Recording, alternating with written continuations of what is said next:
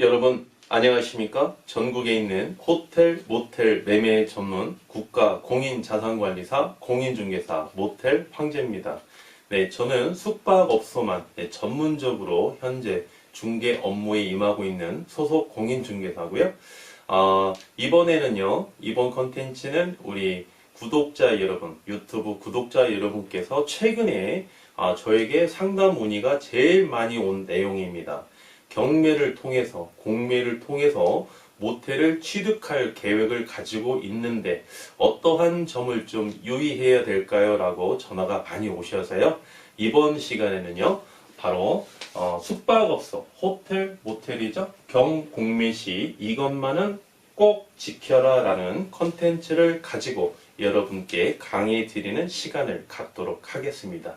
이번 시간 한 20분 정도 여러분 꼭 투자하셔서 경매든 공매든 경공매를 통해서 모택을 취득하고자 하시는 예비 창업자 여러분께서는 주목해 주시면 되겠습니다.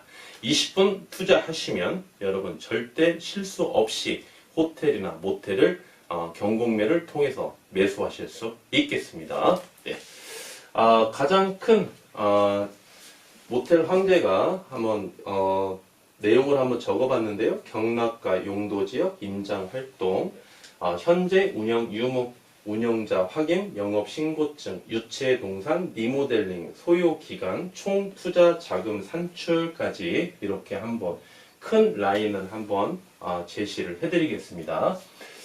우리 부동산 중에서도요, 호텔, 모텔은 상업용이지 않습니까? 상업용은 뭡니까? 수익성이죠? 네, 안정성보다, 황금성보다 수익을 우선시 하시는 우리 투자자분들이 선호하시는 바로 그러한 부동산입니다. 수익형 부동산 중에서도요, 이 숙박업소는 개별성이 아주 강한 물건입니다. 개별성이. 따라서 경공매 시에도 이 개별성이 따라오게 되어 있습니다. 거기에 맞는 내용을 모텔 황제가 쭉 나열해 놓았는데요. 여러분이 이 중에 하나도 놓치시면 안 되겠습니다. 한번 모텔 황제가 자세하게 여러분들이 이해하기 쉽게끔 강의를 시작해 드리겠습니다. 제일 먼저 이제 경락가인데요. 경락가. 낙찰 가격이죠? 네.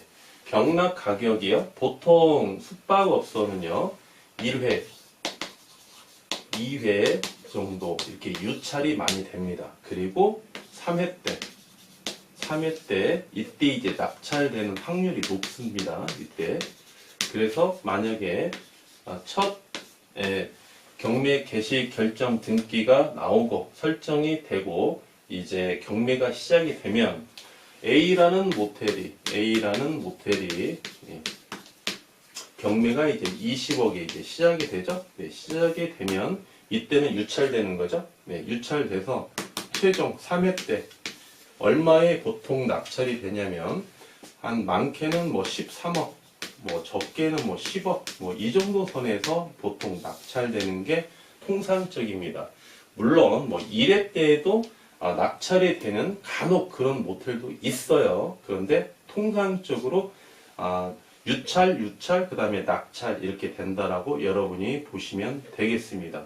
그래서 해당 물건이 얼마가 가치가 있는지 토지와 건물을 여러분들이 한번 집중적으로 먼저 살펴보셔서 낙찰 가격이 어느 정도 선이겠다라고 여러분들이 한번 평가를 해보셔야 되겠죠? 네. 두 번째는 이제 용도 지역인데요. 용도 지역. 숙박업소는요, 용도 지역을 기준으로 낙찰을 받으시는 경우에는 도시 지역에 있는 용도 지역이 도시 지역에 있는 숙박업소를 여러분들이 낙찰을 받으셔야 되겠습니다. 관리 지역에 있는 숙박업소를 여러분들이 호텔이나 모텔을 낙찰받게 되면 수익률을 올리기가 상당히 어렵습니다. 그래서 결론적으로 수익률이 창출하기가 어렵기 때문에 관리 지역은 좀 피하시라라고 말씀드리고요. 도시 지역 중에 뭐 일반 상업 지역이 있지 않습니까? 대표적으로 호텔이나 모텔이 입지한 용도 지역이 일반 상업지역인데요. 이 일반 상업지역에 입지한 호텔이나 모텔을 경락 받으시라. 네, 이렇게 추천드리겠습니다. 세 번째는요, 이제 임장 활동인데요. 어떠한 부동산도 여러분이 임장 활동이 꼭 필요하죠? 예, 경락을 받기 위해서는. 그러면 임장 활동이 대표적으로 지역 분석을 하셔야 되겠고요. 그 다음에 이제 개별 분석, 해당 모텔, 호텔에 대해서 개별적인 분석도 하셔야 되겠고, 또 이제 유치권도 행사하고 있는지 직접 보셔야 되겠죠?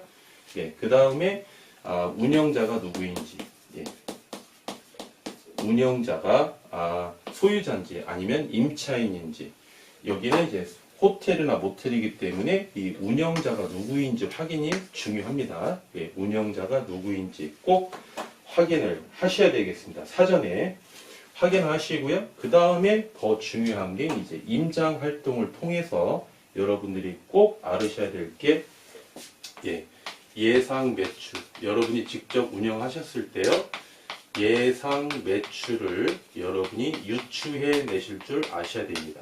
예상 매출을. 예, 그래야만이 여러분이 수익이 얼마가 나오는지 알 수가 있겠죠. 그래서 이제 예상 매출은, 네, 법원에서 정보를 제공하지 않죠. 그럼 매출은 누가 합니까? 현재 매출은 운영하고 있는 자, 이 운영자가 알고 있겠죠. 그럼 이 운영자가 여러분에게 매출을 말씀해 드릴까요? 현재 매출이 얼마다? 네, 터무니없는 질문이죠. 그러면 여러분이 예상 매출을 유추하려면 어떻게 해야만이 예상 매출을 유추해낼 수 있을까요? 호텔이나 모텔을 운영하시지 않은 예비 창업자 여러분요, 절대 예상 매출을 유추할 수가 없습니다. 이럴 때 바로 조력자가 필요한 거죠. 조력자. 누굽니까? 네, 숙박업소를 전문적으로 중개 업무에 임하고 있는 모텔 황제처럼 예, 공인중개사를 통해서 도움을 좀 받으셔야 됩니다. 전국에 숙박업소가 한 35,000개 정도 있는데요. 모텔 황제 같은 경우는 약 한 2만 개 정도 자료를 보유하고 있습니다. 그래서 어느 모텔이, 예, 어느 물건이 경매에 떴다 그러면 여러분이 말씀해 주시면은 그 해당 물건이 객실수가 몇 개고, 공부상에 안 나와 있는 거 있죠? 객실수가 몇 개고, 운영을 했을 때 직원을 몇 명을 고용했었고, 가장 중요한 거 월 매출이 얼마 정도 매출이 나왔었다라고 모텔 황제가 말씀을 드리죠. 그 부분을 바탕으로 해서 향후에 여러분들이 취득하고 리모델링을 한 후에 예상 매출을 유추해낼 수 있겠습니다. 그래서 임장 활동은요, 숙박업소는 호텔이나 모텔은 임장 활동을 통해서 예상 매출을 유추하는 게 제일 중요하다, 이렇게 말씀드릴 수 있겠고요. 그리고 이제 다음으로 이제 현재 운영 유무입니다. 현재 운영 유무. 현재 운영을 하고 있는지 안 하고 있는지, 예, 운영 중인지, 예, 또는 공실인지 여러분이 꼭 확인하셔야 되겠습니다. 예, 현재 운영을 하고 있다면 운영자가 누구인지도 파악하셔야 되겠죠. 만약에 이제 공실이면 이게 문제가 되는 건데요. 네, 경매가 만약에 9월 달에 진행이 됐어요. 9, 10, 11, 12, 이듬해 1, 2, 3, 3월 달에 낙찰이 됐다라고 가정을 해봅시다. 여러분이 경락자예요. 그러면 몇 개월이 소요됐죠? 7개월이 소요됐죠? 7개월. 계절이 언제입니까? 네, 겨울이죠. 겨울 내에 공실로 비어갔다는 얘기입니다. 그러면 여러분들이 3월 달에 취득하시고 바로 운영할 수 있습니까? 바로 운영 못하죠? 네. 또 거기에 절차상 필요한 내용이 있거든요. 그 기간이 더 필요하고요. 또 리모델링을 하게 된다면 리모델링 기간이 또 필요합니다. 그쵸?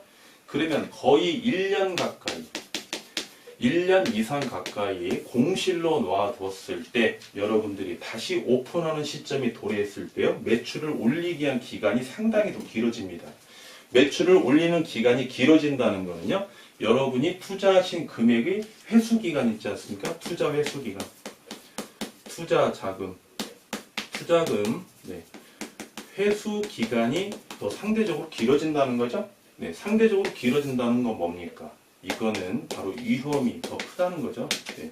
본인이 투자한 금액 회수기간이 짧아야만이 위험이 그만큼 낮게 책정할 수 있는데 말이죠. 그쵸? 그리고 중요한 거는요.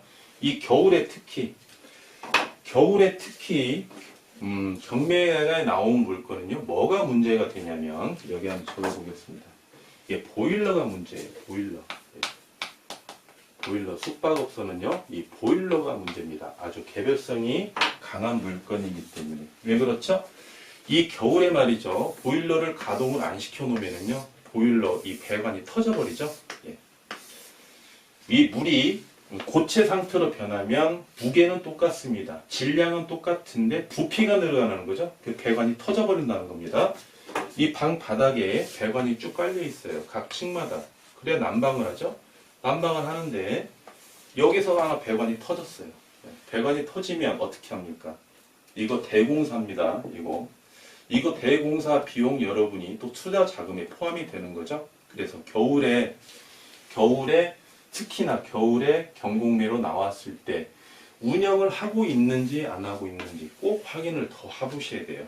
운영을 하고 있다면 배관이 터질 일이 없겠죠. 난방을 해야만이 손님을 유치해서 매출을 올리니까. 하지만 공실로 되어 있다면 어떻습니까? 터질 확률이 높다는 거예요. 예로 소유자께서 성향이 좋으세요. 공실입니다. 향후에 낙찰받을 경락이니 내 모텔을 잘 인수해서 잘 관리해서 돈 많이 벌으시라고 보일러 배관에 있는 물을 다 제거를 시켰어요. 물을 싹 뺐습니다. 그럼 터질 일이 없거든요. 물을 싹 빼고 경락인에게 잘 인도해주고 박수도 막 쳐줍니다. 앞으로 돈 많이 버시라고. 그런 소유자가 있을까요? 확률적으로 그런 소유자는 없겠죠. 이분이 지금 신경이 아주 날카로운 상태인데 남의 이득까지 챙겨줄 리가 없죠. 네, 그래서 이거는 아주 희박하니까 여러분이 임장을 통해서 소유자를 만나서 이 배관 상태의 물도 뺐는지도 조심스럽게 한번 물어봐야 됩니다. 만나가지고 낙찰 받기 전에요. 낙찰 받은 후에 이게 터진 거를 발견이 됐어요. 그러면 소유자에게 손해배상 청구할 수 있습니까? 소유자에게 배상 청구할 수 있어요? 이 민법상 매도인의 담보 책임이라는 이 법률 조항이요. 물론 경매에서도 적용이 됩니다. 매도인의 담보 책임. 담보 책임이 이것도 적용이 돼요. 일정한 부분에 대해서 매도인이 고의나 과실로 인해서 경매의 물건을 훼손시키거나 멸실시켰을 때에는 손해배상을 청구할 수가 있어요. 누가? 경락자가 신청할 수 있죠. 물건이 있는데 경매 개시가 됐습니다. 경매 개시가 됐는데 고의로 이 물건에 하자를 발생을 시켜버렸어요. 이만큼 훼손을 시켰습니다.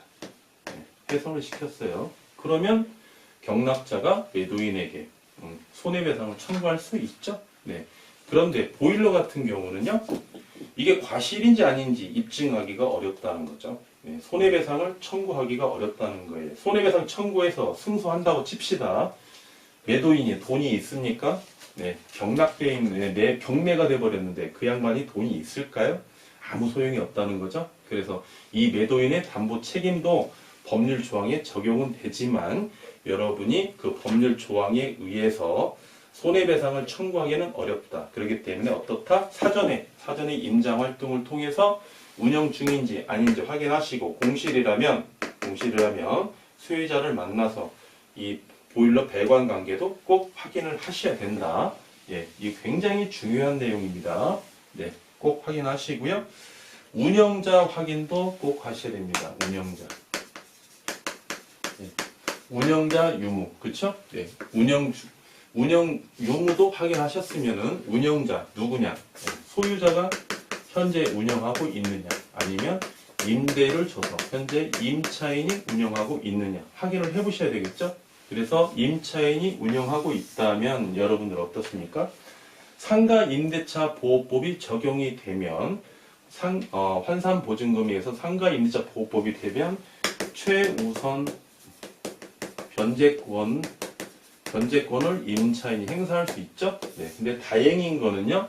호텔이나 모텔은 환산 보증금에 적용을 받는 호텔, 모텔은 거의 없습니다. 거의 없어요. 더 오버가 되기 때문에 초과가 되죠, 금액이.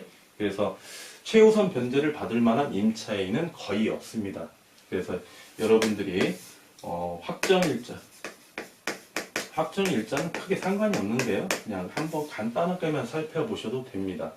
하지만 이 소유자가 운영하고 있는지, 임차인이 운영하고 있는지 이거를 왜 보시라고 말씀을 드리냐면, 이분이 임차인이 운영을 하고 있다면 임차인을 만나서 현재 모텔에 대해서 자세하게 좀 여쭤볼 수 있겠죠? 네, 소유자가 운영하고 있다면 소유자를 만나서 아주 조심스럽게 좀 여쭤볼 수 있습니다. 그래서 이 운영자가 누구인지도 꼭 확인을 해볼 필요가 있으시고요. 그 다음에 이제 영업 신고증입니다. 영업신고증. 영업신고증은 굉장히 중요합니다. 예. 호텔이나 모텔은 영업신고증이 굉장히 중요해요. 네. 운영자가 누구라고 그랬죠? 운영자 확인하라고 그랬죠? 네. 운영자가 소유자입니다. 소유자. 갑이에요. 네. 그러면 현재 소유자가 갑이고 여러분이 경락자라고 가정을 해봅시다. 을이라고요. 예, 낙찰이 됐어요. 낙찰이 됐습니다. 그러면 여러분이 A 모텔에 대해서 운영하려면 영업신고증이 있어야 되겠죠? 예, 영업신고증이 있어야 이 신고증을 가지고 사업자 등록증도 내야 운영할 수 있는 거죠? 그런데 갑이 영업신고증을 승계해 줄 의무가 있습니까? 네, 의무가 있어요? 의무가 없다는 거죠. 네, 의무가 없어요. 줄 의무가 없습니다. 그래서 여러분들이 여기에서 일정한 부분, 낙찰 가격에 포함되지 않는 그 위에 추가 금액으로요, 일정한 부분을 협의를 봐야 됩니다. 영업신고증을 승계해 달라. 내가 얼마를 줄 테니까. 그래서 영업신고증을 이렇게 승계를 받으셔야 됩니다. 여기에서 다툼이 일어나서 영업신고증을 승계를 못 받으시면은요, 여기에 신규로 이제 허가를 받아야 되는데요. 이 신규로 허가를 받기가 절차도 굉장히 복잡하고요. 비용도 엄청나게 많이 듭니다. 이 비용보다 더 많이 들어요. 그래서 살살살 설득을 해서 서로 합의하에 일정한 금액을 드리고 영업신고증을 이렇게 받으셔야 됩니다. 또 하나, 만약에 갑이 말이죠. 운영자가 임차인이라고 한번 가정해 보겠습니다. 임차인. 이 양반이 이제 임차인이에요. 임차인. 소유자가 아니에요. 임차인인데 이분이 이제 행방불명이에요. 행방불명자. 연락처도 없고요. 어디 사는지도 모릅니다. 또는 이제 외국인입니다. 외국인이라서 본인 앞으로 영업신고증이 있는데 그냥 자국으로 가버렸어요. 가버렸어. 그러면 여러분이 영업신고증을 승계를 못 받겠죠? 그러면 신규로 허가를 낼 수밖에 없습니다. 그러면 신규로 허가를 냈어요. 안 날 수도 있어요. 요건이 충족돼야만이 영업신고증이 나오니까는요. 의무적으로 발급해 줄 의무가 없겠죠? 공공기관에서, 시군구에서요. 비용은 비용대로 소요가 되고요. 허가는 허가로 받기가 굉장히 어렵습니다. 그래서 운영자가 소유자인지 임차인지 확인할 필요가 있다는 거죠. 그래서 이 임차인이 행방불명인자나 외국인인 같은 경우 연락이 안 되는 경우에는 물건을 낙찰받으면 안 되겠죠. 물건을 낙찰받으면 큰 손실에 부딪힐 수가 있습니다. 굉장히 중요한 내용이에요. 그리고 이제 유체동산 있지 않습니까? 유체동산은 여러분이 뭐 기본적으로 잘 아시겠지만 한번 짚고 넘어가 보겠습니다. 낙찰가. 경매에 의한 낙찰가는요, 토지하고 건물에 대해서만 포함된 금액이죠. 부동산에 대해서만 낙찰가가 적용이 되고요. 유체동산은 포함이 안 된 금액이에요. 유체동산은 소유자와 서로 협의해서 여러분들이 유체동산을 이제 이전 받아야 되는데요.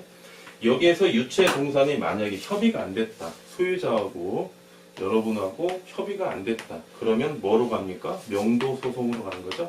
명도소송으로 갑니다. 명도소송은 시간이 한 3개월 정도, 시간이 걸려서 문제지 여러분이 승소할 확률이 굉장히 높죠. 그렇기 때문에 이거는 큰 문제가 되진 않아요. 단지 시간이 걸린다는 거, 네, 그 차이밖에 없습니다. 그러면 소유자가 영업신고증도 소유자 앞으로 되어 있고, 유체동산의 주체죠? 네, 유체동산의 권리를 갖고 있는 사람이에요. 그러면 어떻습니까? 소유자 갑이 여러분과 이제 합의를 합니다. 서로 협의를 해서 합의점을 도출했을 때, 여러분은 영업신고증만 어떻게 합의를 하려고 그러겠죠? 유체동산은 안 되면 영도 소송으로 가면 되니까. 하지만 갑의 입장에는 어떻습니까? 이 두 개를 묶어서 얼마에 합의 보자 그러겠죠? 그러면 여러분은 이 유체동산까지 같이 해서 합의를 보시고요. 일정한 금액을 지급하는 게 낫습니다. 지급하고요. 그 다음에 영업신고증 승계받고, 유체동산 이거 거의 사용 못하더라도 이렇게 하셔서, 이걸 뭐 폐기처분 하시더라도 이렇게 하시는 게 여러분께도 유리하다, 이렇게 말씀드리겠습니다. 리모델링 한번 볼까요? 리모델링. 경공매에 나온 물건은요, 여러분 거의 90% 이상은 리모델링을 해야 될 물건이다. 여러분들이 이렇게 보시면 되겠습니다. 예를 들어서 매도인 있죠? 매도인이요, 경납자예요. 낙찰을 받고, 네, 실제로 사례가 있습니다. 그런 사례가 많아요. 낙찰을 받았어요. 그래서 운영을 합니다. 리모델링을 안 하고. 네, 이 시점에 많은 기간도 아니에요. 이 기간이 뭐 3개월, 뭐 6개월, 뭐 이럴 때 모텔 황제에게 전화를 합니다. 중개인에게. 내 모텔 좀 팔아주세요. 팔아주세요. 이게 팔립니까? 안 팔린다는 거죠. 왜 안 팔립니까? 요즘에는 등기 띄워보면은요, 매매 목록 나오죠? 매매 목록. 네. 몇 년도, 네. 해서 고유번호 나오고요. 여기 연도가 나옵니다. 2019년. 네. 갑. 등기 원인. 네. 경매. 해서 얼마? 네. 뭐 10억. 10억에 이렇게, 경매를 원인으로 소유권 이전이 됐다는 게 딱 나와버립니다. 그러면 이 경매로 나온 물건은요, 처분하기도 어렵습니다. 이 매수인들이요, 경매 물건은 잘 안 사요. 절대 안 삽니다. 그렇기 때문에 여러분들 경매로서 물건을 취득하시는 분들은요, 단기 시세 차익을 누리기 위해서 경매를 받는 분은 절대 안 됩니다. 모텔이나 호텔은요, 본인이 직접 운영하기 위해서 경매로 취득하는 경우에만 해당이 됩니다. 어떻게? 장기 계획을 가지고 5년 이상 내가 계속 운영을 해야 되겠다라는 경락자 되시는 예비 창업자 여러분 상관이 없지만, 내가 이거를 어떻게든 싸게 사가지고 A 모텔을 싸게 사가지고 내가 비싸게 팔아서 시세 차익을 누려야 되겠다? 천만의 말씀입니다. 이거 절대 팔 수가 없습니다. 여러분, 시장 가격이요, 30억짜리 모텔을 여러분이 경락을 10억에 받았다고 가정해봅시다. 20억을 더 싸게 샀죠? 그래서 이거를 중기 시장에 내놓습니다. 얼마에? 20억에 매매를 해달라. 그럼 본인이 10억에 대한 시세 차익을 누리는 거죠? 이렇게 될 수 있다는 겁니까? 안 된다는 거예요. 왜? 일단은 경매라는 낙인이 찍혔고요. 좋은 골씨가 찍혔고요. 두 번째는 리모델링을 하지 않는 한도 내에서는 시설에 대한 가치가 없기 때문에 매출이 안 나옵니다. 매출이 안 나오기 때문에 매매가 안 됩니다. 따라서 단기 시세 차익을 누리기 위한 경락자는 절대 호텔, 모텔 매수하시면 안 되고요. 경락 받으시면 안 되고, 직접 운영하실 분, 중장기 계획을 갖고 계시는 분만 꼭 경매를 통해서, 공매를 통해서 호텔을 취득하시라는 겁니다. 잘 아시겠죠? 네. 그 다음에 이제 리모델링을 조금 더 깊이 들어가 보면은요, 경락 시점에서 리모델링을 일정 부분 투자를 하셔야 됩니다. 비용과 시간을. 그래야만이 이 시점이 이제 오픈하는 시점이라고 보셨을 때 이렇게 해야만이 오픈한 시점부터 매출이 쭉 올라가서 여러분이 수익이 창출이 된다는 거죠. 네, 그래서 반드시 리모델링 할 비용까지 여러분이 생각을 하셔야 된다는 겁니다. 리모델링, 네, 비용까지 꼭 네, 예상을 하셔야 되고요. 소요 기간 한번 볼까요? 소요 기간. 네. 경락 시점입니다. 네. 그리고 조금 복잡하게 되면은 영업신고증, 그 다음에 유체동산, 명도소송 가게 되면은 한 6개월까지 걸릴 수도 있어요. 6개월. 한 3개월 정도 걸릴 수 있습니다. 죄송합니다. 3개월. 명도소송이 한 3개월 정도 걸리잖아요. 네, 3개월 정도 걸릴 수 있습니다. 또 여기가 됐어요. 영업허가증 승계받고 명도소송까지 네, 확정이 났습니다. 그러면 이제 리모델링 할 기간이 더 필요한 거죠. 몇 개월 걸리니까 또 한 3개월이 걸립니다. 경락 시점부터 한 총 6개월 정도, 최소한 이 정도 기간이 소요돼야 여기서 오픈 시점이 이제 도래하는 거죠. 그래서 한 6개월 정도, 이 정도 걸린다. 최하. 그 정도 이제 예상하셔야 되겠고요. 마지막으로 총 투자 자금을 산출하는 방법에 대해서 한번 살펴보겠습니다.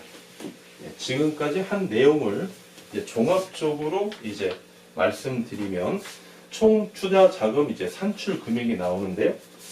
처음에 이제 경락 대금.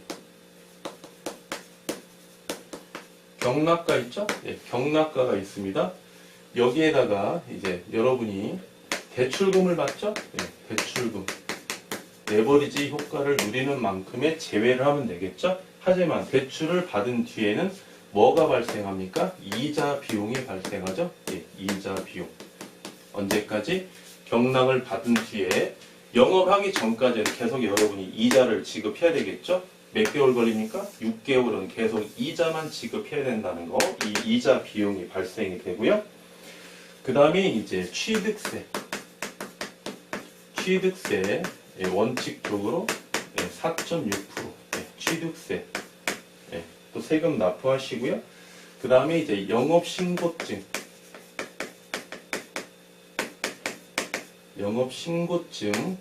승계시 소요되는 승계 비용 있죠? 네, 비용도 추가가 되고요. 그 다음에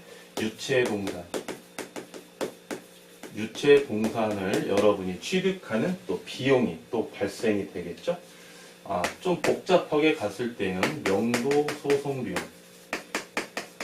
변호사 선임 비용이죠. 네. 소송 비용도 이렇게 여기서는 통상 한 300에서 한 400만 원 정도 이 정도 듭니다. 변호사 비용이 3, 400 정도 이렇게 들고요. 그 다음에 이제 리모델링 비용. 리모델링 비용까지 여러분이 꼭 이거를 잊으시면 안 됩니다. 리모델링 비용 꼭 삽입을 해야 됩니다. 그래야 수익이 창출되니까는요. 이 리모델링 비용까지 포함을 시켰을 때 여기에서 총 비용이 이렇게 나오겠죠. 네, 이렇게 나옵니다. 단순하게 낙찰 가격을 내가 싸게 받았다 해서 모텔이 수익이 창출되는 건 절대 아닙니다. 리모델링 비용까지 여러분이 투자할 여력이 있을 때에만 호텔이나 모텔을 경락을 받으셔야지, 리모델링 없이 여기까지만 생각해서 호텔이나 모텔을 매수하겠다 하시는 분들은 큰 착오에 빠질 수 있다는 겁니다. 네, 오늘 말씀드린 내용은요, 숙박업소 경공매 시 이것만은 꼭 확인하라. 네, 개별성이 강한 숙박업소에 대해서 경공매 시 확인할 사항에 대해서 모텔 황제가 자신있게 브리핑 드렸습니다. 감사합니다. 지금까지 모텔 황제였습니다.